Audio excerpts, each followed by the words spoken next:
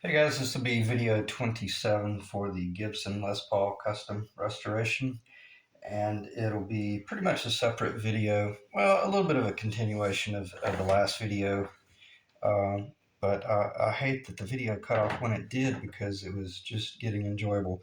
The headstock overlay is glued into place, and unfortunately, because the video cut off, I didn't get to show how I went about making sure that it stayed glued in place. And so what I'm going to do, I'm just going to run through that as a mock-up. You already saw how I got all the epoxy on there. And when I first put the overlay on, let me just check, make sure the camera's rolling, everything's good. After I got the overlay on, I just, because of the epoxy, it gave me plenty of time to just not get in a hurry and just get a feel for the amount of epoxy that I had put under it. And I just kind of went across it with thumb pressure, probably maybe 10 to 15 pounds of pressure. What I was doing, I was just squeezing out epoxy. And because I had not drilled the tuner locations, any epoxy that was around the tuner locations squeezed out there, of course. Any epoxy along that line squeezed out there. And then I was mainly concerned about the center, just making certain that there wasn't, that I didn't create any sort of hump or anything like that. And it's nice and flat. Turned out very well. And all that jazz. So basically, I was just focusing on making sure, and it was slipping and sliding, but not very much. I was really impressed. It's almost like there was a vacuum that was created, and it didn't try to ride up or curl or it's so thick. It's Vulcan fiber anyway. I didn't anticipate that, but it probably one of the easiest overlays I've ever done. Maybe just because I'm getting more experience as the years go by, and what used to be incredibly difficult is now just getting a lot easier. So basically, I just kept the thumb pressure up, and every now and then I would take this clamp right here. These are insane. That's not painful, but I wouldn't want to do you know what with it. So uh, basically, I would do this right here as kind of a test, and as soon as I did that, man, it'd go crazy. It was like a ski boat, man. It was just I'd have to pull them off and just get it lined back up. But it was kind of good because I was allowing that pressure to every now and then to really get up in that center and make sure that it squeezed out that epoxy that was unnecessary. And fortunately, it was pretty cool. The only epoxy that really squeezed out is right there on that rag. I kept a little bit of 91 proof alcohol just from like Big Lots. It's amazing. They sell a 91% or 91 proof, 91% just off the shelf alcohol, $2.29. I use this in lieu of cleaners when I'm like cleaning stuff off my hands. It's much safer and it's not nearly as dangerous to work with, but it makes an incredible solvent by which I can wipe that epoxy off. And does it affect the finish a little bit? Just a little. It'll kind of it'll kind of dull the finish a little bit, but as it doesn't start hurting it. You can see where I started. I had a little bit of acetone on one of the rags, and as soon as I cleaned that with that acetone attacked the black, which is no big deal. That's I was expecting some of this black to come off as well. But once I switched over and just used the 91 proof, what little bit of squeeze out I was getting was just truly minimal. And just kind of like the way we did the control cavity, you don't panic. You just let it squeeze out, and I let it sit there for probably 40 minutes before I started doing any sort of cleanup, because that was completely irrelevant. I knew that the epoxy, I had probably a 3 to 4 6 hour window by which I could come in. See if I can find it. Yeah, that I knew that I could come in with my small 1/4 inch chisel and just kind of catch any epoxy in there, and wipe it off on the piece of paper, just identical to the way I did the control cavity, and I did the clean off, and I got the clean off, smeared up in there a little bit, no big deal. I just wanted to make sure, and there was really minimal. It didn't squeeze out so much that it started flooding down in this channel and areas like that. So that was the importance of getting just enough epoxy up there to glue it, but not so much that you just had this enormous amount of squeeze out. And that's what I meant by the more I work, the more I realize you don't need that much glue. And that's why I kind of rambled on about the tight bond and putting it on one surface and putting it on the other. That once you get that surface sealed, if you're going to glue these two surfaces together, once you get the tight bond on here, and you know that you've penetrated it into the wood and it's still wet, and then you put tight bond right there, then once you put these two together and you whatever squeeze out you got reveals to you that that was the tight bond that was unnecessary, and you know that you have an incredible glue strength. That's what I meant by, as I work wood, I've learned the importance of doing it on both surfaces. Why did I not do it on both surfaces here? Because this is an artificial surface. This is Vulcan fiber. I didn't need to penetrate into that, and also because I'm working with epoxy. But I just wanted to, and I'm actually kind of glad the video cut off when it did. That was probably a perfect place to cut off, because I got to tell you, if you were sitting there watching that, it was extremely boring. I literally sat here, see if that's in the camera. I sat here for probably an hour, close to an hour, just pressing with my thumb, and then doing this right here. I never, hardly ever. I don't think I ever put any clamps on it till about an hour. After an hour, because I was continually just checking this and checking this, and by far most importantly, checking that. And I could view down in that socket and assure that I didn't have 3/16 of an inch here and 1/16 of an inch over here. So visually, I could see that my split diamond was lining up. Everything was. I didn't have any crazy overhang here, and it was overhanging there, hanging like that. So, but I say that to say this: if I had have had any sort of issue that was, and I'm pretty bad about creating what ifs, but it's mainly just because of things that I've hit in the past. The most important thing, if I had have had a little bit too much wood right here or right there, I would have just chilled out, and I would have just centered this perfectly, and I would have not worried about it, and I would have come in here and I would have shaved that wood off, because every bit of this work here was just like an 80%. It's kind of like what I was talking about, take the body up to about 80%, then relax. Then, because you don't want to have this neck perfectly finished and then panic when you scratch your clear coated finish. You would have taken it too far. So even if I realize that, okay, this is not working, something's wrong, or I made a mistake, I'm just going to chill out, and I'm going to relax, and I'm going to focus on what's critical. And what was absolutely critical was making certain that I didn't let the overlay slip too far this way, because I would not have had a wide enough nut in order to make everything work. I wasn't worried about that, because I knew as long as I had that flush there and that flush right there, no overhang. The only reason I'm catching that right there is because there's a gap between the two, but these are flush. That's flush, and I had that. Once I had those controlled points right there, I didn't have to worry about, oh gosh, if I got enough space for my nut, because again, and this is not long-winded at all. This is just, there's a hell of a lot of stuff going on here, pre-engineering, that made it very simple to put this on.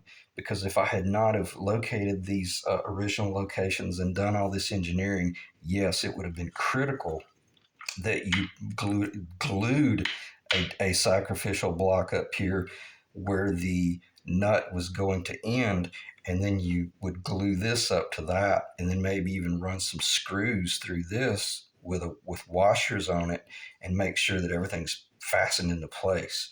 But since I had done all that engineering, I knew that as long as I just sat here, kicked on my psychedelic furs, kicked back, and just thought about my high school sweetheart, and I could just relax and enjoy life. I didn't have to think about anything but that right there and that right there.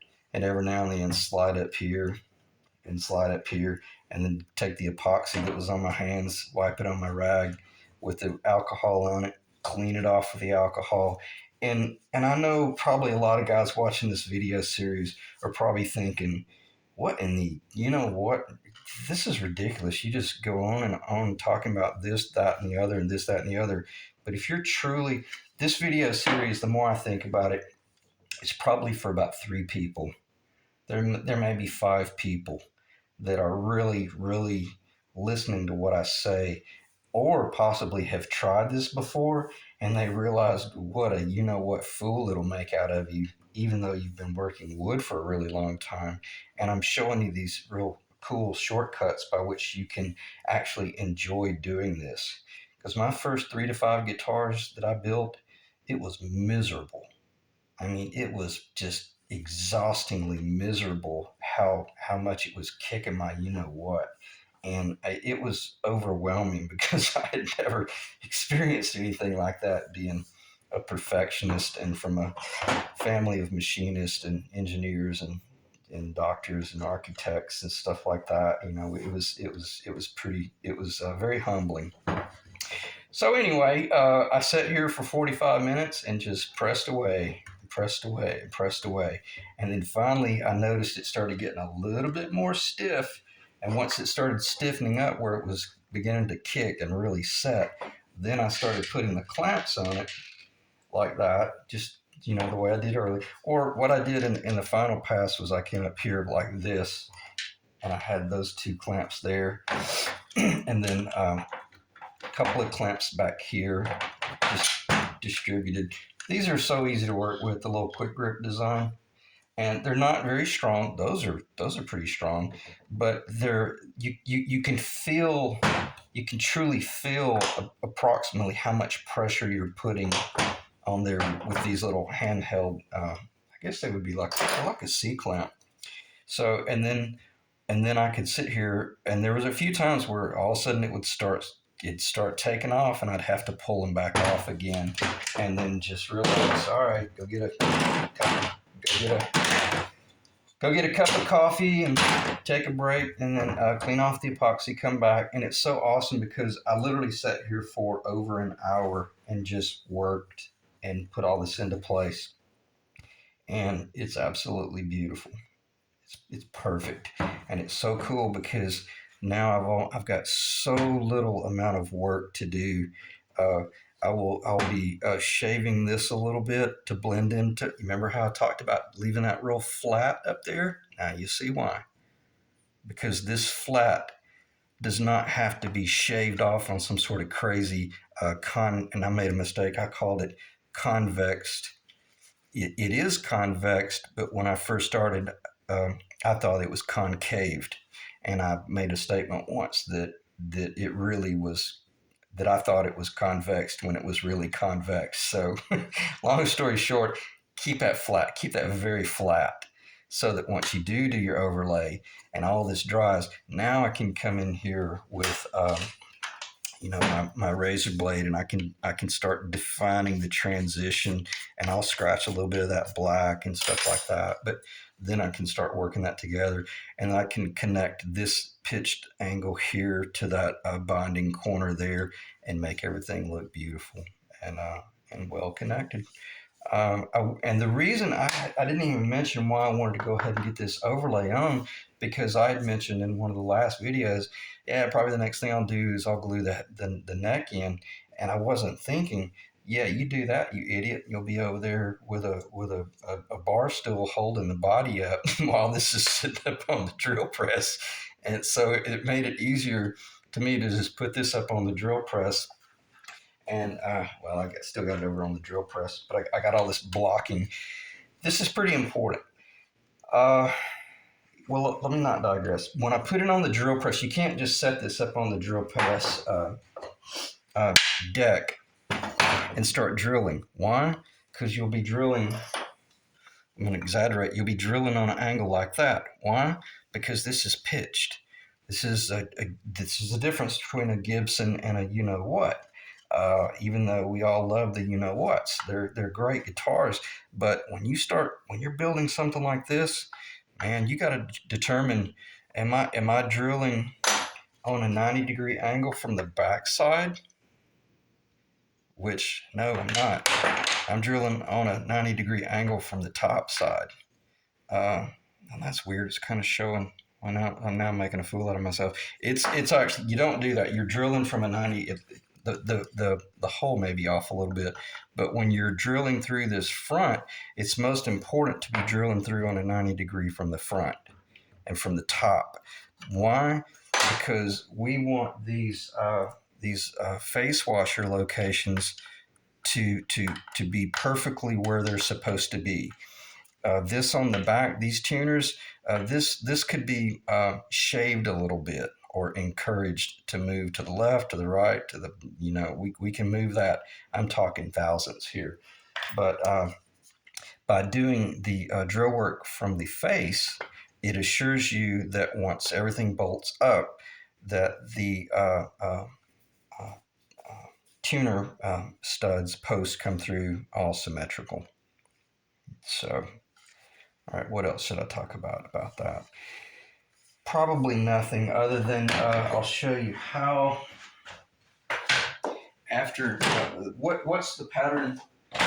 Because if I had put this up on the drill press, it's amazing. I don't know how Benedetto did it, but he drilled his from the back, and it was amazing. He had some sort of jig that he put on the drill press, and he drilled these in just a matter of seconds. It was amazing how fast he did that. This is kind of a nightmare because it's maple, and let's say this is the bit. If you have a routing jig, you can do it with a routing jig, but because I don't do Gibsons often, and I don't have them for the Gretsch because I've gotten so comfortable doing this all by hand that I just do it by hand, and it's going to look pretty cowboy when I show you how I did it. But Benedetto was cutting all of his from the back. Why? Because every guitar he was building was identical. He had a template for it, and I'm only repeating what he said. A monkey could do this. You just set up there in the template and you just pull the lever down. So, and they stayed perfect.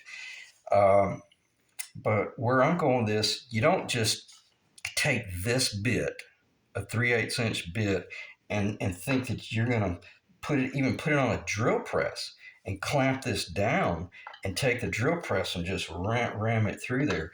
Odds are this is maple. And not only is it maple, it's rock maple. That drill bit turning at whatever RPMs, man, it's going to go wherever it wants, and it'll pull and it'll twist. It'll do all sorts of crazies.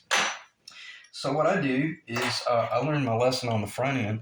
I just start relieving all of the strength of the maple. And as you remember, obviously, I don't have to explain that. It was solid under the surface. So here I am looking through this 3/8 inch hole at a flat surface. And I could just put this up here and right in the center, and kind of eyeball it and just work through it.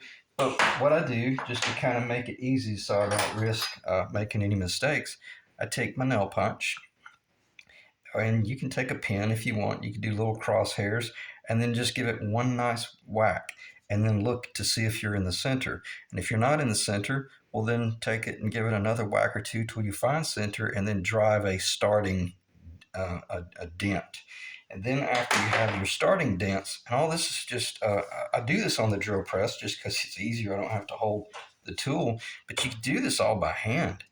And if you're doing this type work, you should be good enough with a handheld drill to sit here and hold this somehow or another, and just take your drill, not to finish like this, but you should be able to start doing your mass relief with that right there.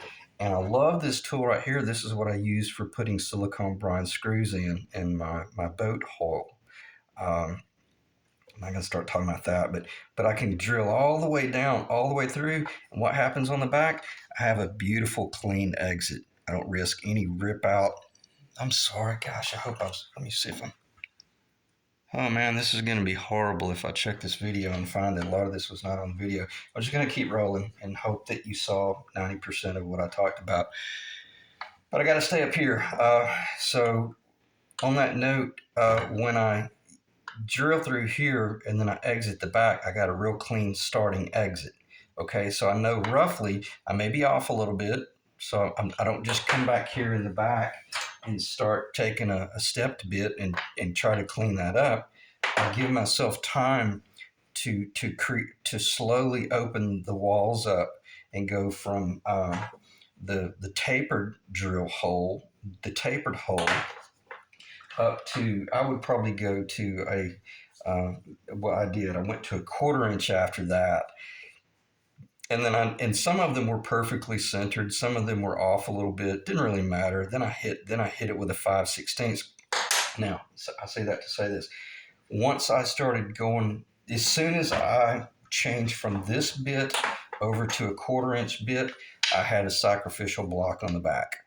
That's critical. Even with the block, I got a little bit of tear out right there. That was done with like the 1/4 inch bit. It literally tore out the whole 1/4 inch and even tore out down another 1/4 inch right there. So you can see the importance of having, maybe my blocking got up a little bit or something happened. It's not the end of the world because it covers, but that's the importance of every one of these drill um, uh, occasions, or every step of drilling. There was always a sacrificial block back there covering the whole thing. And then finally, I stepped up to the point to where I was preparing to do the 3/4, and here's where it gets very cowboy.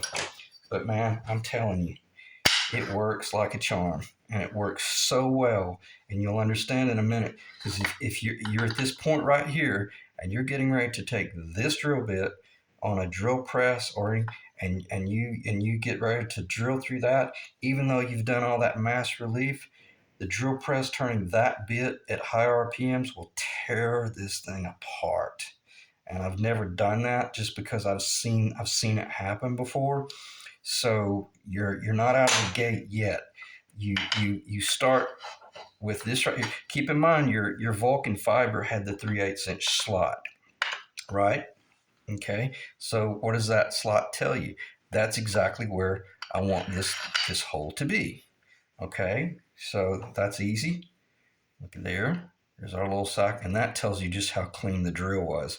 I come in here on the back, mind the camera, and I took a C-clamp. I mean, just what is this called? A small cabinet clamp. I'll do it briefly. It won't take but a second. And you can see how all this can be. I'm sitting over there on a bar stool at this point. It's awesome. I mean, I'm not even having to think. But what am I doing? Let me back up. Before I get ahead of myself, don't tighten it too much yet, because I want to make sure that I'm truly in that slot. Because keep in mind, there's still enough of maple there that it won't allow the drill bit to fall down too much. I'm not using the end of the bit, I'm using this end. I'm just finding that slot. And then once I find that slot, then I start torquing this. And I still check that I'm turning right there, then I'm torquing this. And I'm going to go ahead and show you how I do this. I put this on my little DeWalt battery-powered drill with a clutch. I set the clutch at the weakest point I can get it, and I'm literally sitting there on the bar stool. I'm going to be careful so I don't make a mistake here. I'm going to put it in reverse just to make sure I don't do anything crazy. I'm not going to drill it because I may have slipped, and the last thing I want to do is F that up on camera. But what I do is I go ahead and I start the drill pretty fast, but I don't let it go up to it. And as soon as it goes up to that maple, going pretty fast, and the slightest little bit of catch in the maple, it'll stop and it won't tear out the wood. And I've never heard anybody give this suggestion about drilling, especially maple. Not only can you tear up the wood, you can get hurt. If you got a if you're running a drill bit with this clutch, with this up high, and that catches in that maple, man, you'll crack a rib, or you'll worse than cracking a rib, you'll lose your headstock, and that's the last thing we want to do at this point. You don't want to get hurt, obviously, but you certainly don't want to lose your material. So, yeah, again, I probably could have drilled that, but the last thing I want to do is make a mistake on camera.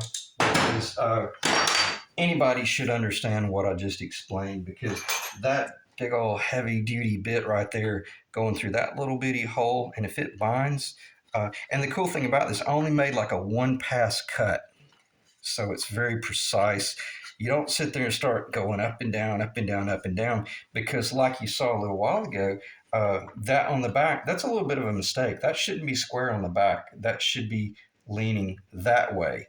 Well, that's cool. Then probably what that's going to tell me is that on the front, I'm going to come up here, and when I do go through this, and I'll check for square up here, and if there's something funky that's going on, well, then I'll clean it up, and I'll maybe clean the exit hole on this back by doing that. So a lot of information. I know I listen to a lot of my re-listen to a lot of the videos, and I'm always saying about getting long-winded, and then the more I thought about it, well, hell, it's a lot of information. That's why you're long-winded. It's just if you're doing this type stuff, and if you got half of my personality, man, I should have been an astronaut or something. I should be on the moon right now. you know. So if you're really into doing this type perfection stuff, then you think on that level of precision and detail, and just it's what it is. Kind of a calling, I guess. What else should I talk about? So these turned out very nicely. They're 3/8 of an inch, and the cool thing is, I had close to a 2-hour conversation with the owner a little while ago. Great guy. Enjoyed it, Rick, and great conversation, great stories. Great stories, especially the one about Sid. That's hilarious. The more I thought about it after I got off the phone, man, that's awesome. Great stories. Um, anyway, um, what else? Um, I can't think of anything as far as the construction goes, but we did talk about the tuners a little bit. I'll just kind of go over what we talked about. Uh, and he mentioned, yeah, I'd listened to the video, and that made a lot of sense. It's kind of got me thinking, and this, that, and the other. And I'm the type person, I'm listening to voice inflection, I'm listening to tone, because that's telling me a lot about my client and where are they. And it's funny, when we were talking tonight, I could tell he was really serious. He really took note of what I said, but it also reminded me of, like, man, I probably need to chill out, because I'm a pretty intense guy, and I let things that are probably really not all that important um, get to me, or at least make me think. And maybe it's just because, as I told Rick later, I just don't want to make a mistake.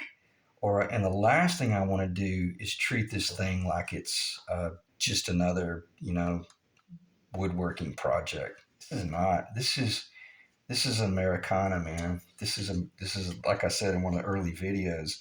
We're talking about Cobras and '69 Chevelles and Pontiac Trans Ams. This is Gibson Les Paul from the '50s. Guys had Marilyn Monroe posters hanging up on their garage walls when this guitars came out, and I can't imagine how cool it might have been to have grown up in the '50s. Like my dad, he graduated high school in '48, and just had to be an incredible era in America, especially, and probably across the whole world. My college sweetheart was from Nicaragua, and her dad and mom told me all these incredible stories about growing up in Nicaragua in the '40s and the '50s. And her mother was stunning. She looked like Sophia Loren, and Maria was beautiful too. But man, it was so cool to get to realize that, man, it wasn't just America; it was all across the world. that, everybody had their own version of like the Les Paul, if that makes sense. In other words, each country had their own Marilyn Monroe or Sophia Loren or Les Paul or something like that. And that's what we're doing here. We're not worshiping it. And I want to make sure I drive that home.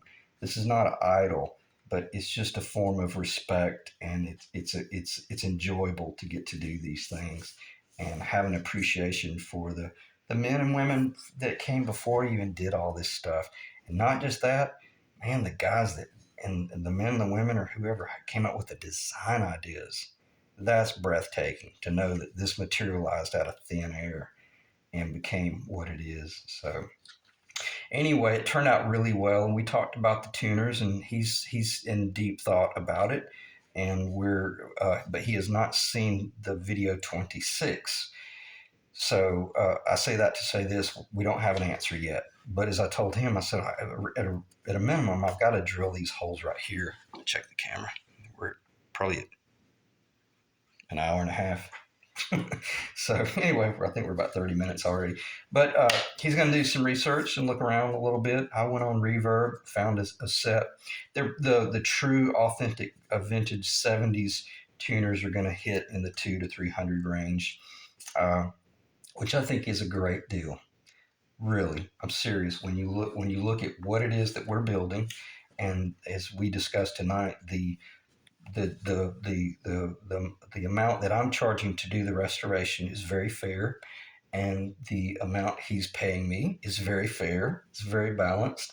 But who's truly benefiting are those 3 to 5 guys or girls that are watching this video series, and they're sitting at home trying to figure out how to do this. That's the benefit. And that's kind of what I'm really doing this for, is the tutorial aspects of it, the vocational aspects of it.